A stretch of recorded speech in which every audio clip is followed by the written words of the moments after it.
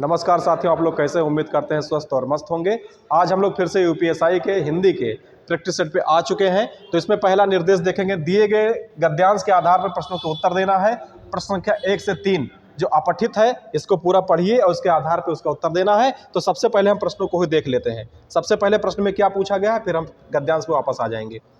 पूछा है, गद्यांश का उचित शीर्षक क्या होगा? धन की लोलुपता, धन की महत्ता, धन और मनुष्यता या मनुष्यता का महत्व।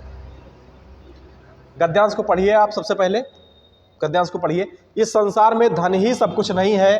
धन की पूजा तो बहुत कम जगहों पे होती देखी गई है। संसार का इतिहास उठा के देखिए और उदाहरण ढूंढ ढूंढ कर सामने रखिए तो आपको विदित हो जाएगा कि जिनकी हम उपासना करते हैं, जिनके लिए हम आंखें बिछाने को तैयार रहते हैं, जिसकी स्मृति तरोताजा रखने के लिए हम अनेक तरह के स्मारक चिन्ह बनाकर खड़े करते हैं, उन्हें रुपए कमाने में अपना समय नहीं बिताया था, बल्कि उन्हीं ने कुछ ऐसे काम किए थे जिसके महत्ता हम रुपए से अधिक मूल्यवान समझते हैं। जिन लोगों के जीवन का उद्देश्य केवल रुपए बटोरना है, उनकी प्रतिष्ठा कम हुई है। अधिकांशतः अवस्थाओं में उन्हें किसी ने पूछा तक नहीं है। उन्होंने जन्म लिया, रुपया कमाया, परलोक की यात्रा किया। किसी ने जाना तक नहीं कि वो कौन थे, कहाँ गए। मानव समाज स्वार्थी अवश्य है, पर वह स्वार्थ की उपासना नहीं करना जानता। अंत में वही पूजे जाते हैं जिन्होंने अपने जीवन को अर्पित करते सच्चे मनुष्यत्व का परिचय दिया है। तो इसमें सबसे पहले प्रश्न की तरफ आ जाएं, इसका उचित शीर्षक क्या होगा? इस पैराग्राफ का धन की लोलुपता है या धन की महत्ता है या धन और मनुष्यता है? तो इसका सही उचित शीर्षक क्या होगा? मनुष्यता का महत्व। धन से कहीं ज्यादा महत्व किसको दिया गया है? मनुष्यता को दिया गया है। उपयुक्त गद्यांश के अनुसार संसार में किस तरह के मनुष्य की पूजा होती है? जो धनार्जन एवं त्याग दोनों करता है, जो पैसों को कल्याणकारी कार्यों में लगाता है, जो मानवता की सेवा में लगा रहता है। किसमें? जो मानवता की सेवा में लगा रहता है उसकी क्या होती है? पूजा होती है। जो सच्चे मनुष्यत्व के लिए कार्य करता है, जो सच्चे मनुष्यत्व के लिए कार्य करता है, यह भी ठीक है, लेकिन सबसे ठीक क्या है इसमें? जो सच्चे मनुष्यत्व के लिए कार्य करता है, इस पे करिए। और जो मानवता की सेवा में लगा रहता है, यह भी ऑप्शन सही नहीं है। तो 2 का ऑप्शन कौन सा सही है? डी सही है। अगला प्रश्न आपके सामने है, अंतिम जो गद्यांश है, धन की पूजा करने से क्या मतलब है? धन से ज्यादा मानवता पर बल है। धन कमाने वाला अधिक नाम नहीं कमा पाता है। धन की पूजा व्यक्ति को स्वार्थी बनाता है, या धन कमाने की अपेक्षा सच्चा मनुष्य होना ज्यादा अच्छा है? धन कमाने की अपेक्षा सच्चा मनुष्य होना ज्यादा अच्छा है। निम्नलिखित में से स्त्रीलिंग पूछा गया है। किन्नर स्त्रीलिंग है क्या? अहिंसा स्त्रीलिंग है क्या? अंतरी स्त्रीलिंग है या उपरिग्रह स्त्रीलिंग है? अहिंसा क्या है? अहिंसा स्त्रीलिंग का बोध कराता है। अपरिग्रह, किन्नर और अंतरी नहीं कराता है। वाक्यांश का एक शब्द आपको बताना है। वाक्यांश का एक शब्द। जिसके हृदय में ममता नहीं है वो निर्दय होगा नहीं, वह निर्हृदय होगा नहीं, वह निर्भय होगा नहीं। वह क्या है? वह निर्मम है। जिसके हृदय में ममता नहीं वो क्या है? वो निर्मम है। वो क्या है? वो निर्मम है। आगे प्रश्न पे देखें हम। अगला प्रश्न आपके सामने है, निम्नलिखित में से कौन सा शब्द स्त्रीलिंग में प्रयुक्त होता है? हंस क्या स्त्रीलिंग है? नहीं। पंडित क्या स्त्रीलिंग है? नहीं। आचार्य स्त्रीलिंग है? नहीं। ऋतु स्त्रीलिंग शब्द है। भुजंग का पर्यायवाची क्या है? भुजंग का पर्यायवाची शब्द नहीं है। तो ब्याल का मतलब भी सांप, सर्प का मतलब सांप, पन्नग का मतलब भी सांप, गरुण इसका पर्यायवाची नहीं है। बड़ा घर छोटा आदमी नीला वस्त्र में विशेष कौन है? अच्छा, विशेष और विशेषण तो आप लोग पहले से जानते हो। विशेषण जो किसी की विशेषता बताए, विशेषण क्या? जो किसी की विशेषता बताए, और विशेष क्या? जिसकी विशेषता बताई जाए। तो इसमें घर की विशेषता बताई जा रही है, क्योंकि घर बड़ा है तो बड़ा शब्द किस में रखेंगे? हम विशेषण में रखेंगे। और घर किस में रखेंगे? घर विशेष में रखेंगे, क्योंकि घर की तरफ इंडिकेट कर रहा है। तो कह रहा है कि विशेष कौन से हैं। अब यहाँ आदमी क्या है? विशेष है, और उसकी विशेषता क्या है? वह छोटा है। यहाँ पर नीला क्या है? ये विशेषण है, और विशेष क्या है? उस कपड़ा, वो वस्त्र होना क्या है? वो विशेष है। तो हम क्या निकल के आया? घर, आदमी और वस्त्र जहां पर लिखा होगा वह ऑप्शन एकदम सही होगा। घर, आदमी, वस्त्र जहां पर लिखा है वो विकल्प एकदम सही है, राइट है। आगे देखिए, आगे आपका है, वाच्य कितने प्रकार के होते हैं? कर्तृवाच्य, कर्मवाच्य और भाववाच्य कितने प्रकार के? 3 प्रकार के हो गए। कौन कौन से? कर्तृवाच्य है, कर्मवाच्य है और भाववाच्य है। तो वाच्य कितने प्रकार के हो गए? 3 प्रकार के हो गए। भाववाच्य का इसमें उदाहरण बताना है। तुम फूल तोड़ोगे, क्या यह है? नहीं। अब चला जाए यही भाववाच्य में है, बाकी के नहीं है। समुच्चय बोधक क्या होते हैं? समुच्चय बोधक क्या होते हैं? अभिकारी शब्द होते हैं, अर्थात समुच्चय बोधक में किसी भी प्रकार की परिवर्तन नहीं होता है, अपरिवर्तनीय होते हैं। तो समुच्चय बोधक क्या होते हैं? अविकारी होते हैं, अविकारी होते हैं। हिंदी में वचन कितने हैं? हिंदी में तो वचन दो ही हैं, एक वचन और बहुवचन। संस्कृत तो है नहीं, संस्कृत में 3 है, एक वचन, द्विवचन, बहुवचन। तो इसमें क्या है? एक वचन और बहुवचन। इसमें हिंदी में क्या है? एक वचन और दूसरा क्या है? बहुवचन। एक वचन और बहुवचन। निम्नलिखित में से सममात्रिक छंद, सममात्रिक छंद किसमें होते हैं? दोहा में होते हैं। सममात्रिक छंद कहाँ है? दोहा में। सरस्वती का पर्यायवाची नहीं है, तो जो है उस पर टिक कर लीजिए। वाणी बिल्कुल कहा जाता है, वीणा, पाणी, शारदा भी कहा जाता है, कमला नहीं कहा जाता है। कमला कौन है? ये लक्ष्मी जी हैं। कमला कौन है? लक्ष्मी जी हैं। इक्षु का तद्भव रूप, इक्षु का मतलब क्या होता है? इसका तद्भव गन्ना है। इक्षु का मतलब क्या है? गन्ना है। इक्षु ये सब नहीं है। अगला है रेलगाड़ी शब्द कैसा है? रेलगाड़ी शब्द कैसा है? यह तद्भव है? नहीं। देशज है? नहीं। तत्सम है? नहीं। ये कैसा है? संकर है। रेल अलग और गाड़ी अलग मिक्स करके बनाया गया है। यह क्या है? संकर है।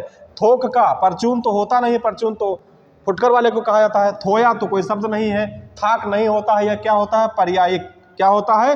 पर्यायिक। विभू का, विभू का मतलब क्या होता है? सर्वव्यापक, नित्य, ब्रह्मा, आत्मा, चिरस्थायी, दृढ़, महान, ईश्वर। विभू का मतलब होता है सर्वव्यापक, जो सभी में व्याप्त है, सर्वव्यापक होता है। विभू का मतलब क्या होता है? सर्वव्यापक। और व्यास का मतलब क्या होता है? व्यास का मतलब बड़ा। इसका विलोम पूछा है तो उसका मतलब छोटा, संक्षेप। व्यास का मतलब बड़ा और समास का मतलब क्या? संक्षेप, छोटा। इसका विलोम व्यास का क्या होगा? समास होगा। छक्का पंजा मारना का मतलब क्या है? इसका मुहावरे का अर्थ झगड़ा लगाना? नहीं। छक्का पंजा मारने का मतलब है ओछी हरकत से काम को सिद्ध करना। ये नहीं होगा। चापलूसी करना भी नहीं है, नारदगिरी भी नहीं है। नारदगिरी का मतलब होता था झगड़ा लगाना। तो इसमें छक्का पंजा मारने का मतलब ओछी हरकत से काम को सिद्ध करना। अधिमानता में उपसर्ग, उपसर्ग शब्दों के शुरुआत में लगते हैं, तो इसमें अधि उपसर्ग लगा हुआ दिख रहा है। उपसर्ग कौन सा हो गया? अधि। निम्नलिखित वाक्य में एक शब्द रेखांकित है, उसका प्रयुक्त उपसर्ग किस प्रकार के उपसर्ग में किया गया? चिन्हित करिए। विद्यालय का उप प्रधानाचार्य, जिम्मेदार व्यक्ति होता है, तो हमको उप प्रधानाचार्य में बताना है क्या है? तद्भव उपसर्ग है। ये विदेशज और देशज तो बिल्कुल नहीं होगा। ये तद्भव भी नहीं है, ये तत्सम उपसर्ग है।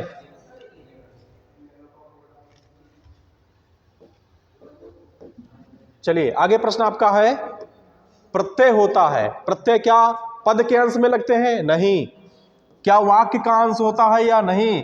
ये पद्यांश भी नहीं होते हैं। क्या होते हैं? शब्द के अंश में होते हैं। अगर कोई शब्द प्रत्यय युक्त है तो उसमें कोई शब्द है, उसके पीछे इसका जुड़ा हुआ रूप भी है, इसके अंश भी है, इसके अंश भी है। निम्नलिखित में से कौन सा विलोम युग्म त्रुटिपूर्ण है?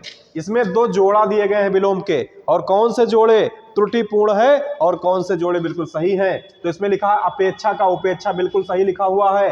अग्रज बड़ा भाई, अनु छोटा भाई, बिल्कुल सही लिखा हुआ है। आदान प्रदान बिल्कुल सही लिखा हुआ है। उन्नत और अवगत ये दोनों अलग अलग हैं, ये उसके उत्तर नहीं हो सकते हैं। प्रयोग के आधार पर शब्द के कितने प्रकार? 2 प्रकार। पनही शब्द का रूप क्या है? उपानह है। क्या है? उपानह है। तांबुल नहीं होगा, पर्ण ही नहीं होगा और पर्ण भी नहीं होगा, तो इसका क्या है? उपानह। अब हम आगे प्रश्न पे चलें। अगला प्रश्न 27 नंबर प्रश्न आपके सामने है। उद्यान का शुद्ध वर्ण विच्छेद करना है। उद्यान का शुद्ध वर्ण विच्छेद करना है, यही सबसे सही है। इसमें देखिए छोटा ऊ है, फिर दामे हलंत है, फिर या है, बड़ा है, नामे हलंत है, या है। सरयूम में संधि कौन सा है? यण संधि। सरयूम में कौन सी संधि है? यण संधि है। निम्नलिखित में से किस धातु से भाषा बनी है? तो भास धातु से भाषा शब्द बना हुआ है। धातुष्मा में संधि कौन सी है? धातुष्मा में संधि कौन सी है? धातुष्मा में दीर्घ संधि है। और किस प्रकार से है? यह धातु प्लस ऊष्मा, धातु प्लस ऊष्मा से मिलके बना हुआ है। तो इसमें छोटा छोटा मिलके क्या बन जाता है? दीर्घ बन जाता है। सूत्र कौन सा? अकः सवर्णे दीर्घा, अकह सवर्णे दीर्घा, मतलब समान वर्ण मिलकर के छोटे, दो छोटे समान वर्ण मिलकर के एक दीर्घ बन जाते हैं। अकह सवर्णे दीर्घा से ये बन जाएगा आपका। अगला है विशेषण और विशेष के योग से क्या बनता है?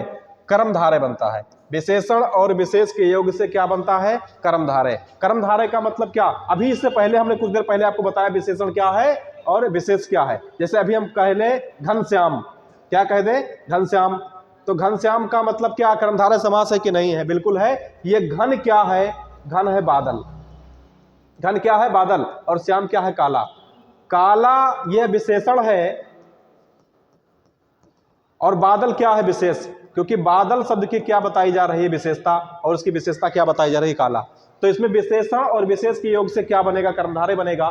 जिस समास का कोई पद प्रधान नहीं होता उसे क्या कहते हैं? उसे बहुब्रीहि कहते हैं, क्योंकि इसमें तीसरा पद प्रधान हो जाता है। ज्यादातर देवताओं के नाम ही इसमें देखने को मिलते हैं। अब समझ जाना कि बहुब्रीहि समास हो गया है। पंचानन, दशानन, इस प्रकार से शब्द आपको देखने को मिलते हैं, वो क्या होते हैं? बहुब्रीहि समास होते हैं। उपसर्ग किसको कहते हैं? अभी उपसर्ग वाक्यांश नहीं होगा, पद भी नहीं होगा, शब्द भी नहीं होगा, क्या होगा? शब्दांश। शब्द के अंश में उपसर्ग और प्रत्यय दोनों लगते हैं। तो चाहे उपसर्ग को पूछा जाए चाहे प्रत्यय को पूछा जाए, आपको बताना क्या है? शब्दांश बताना है। लिपि की आवश्यकता कहां होती है? भाषा को बोलने में किसी प्रकार की लिपि की जरूरत है क्या?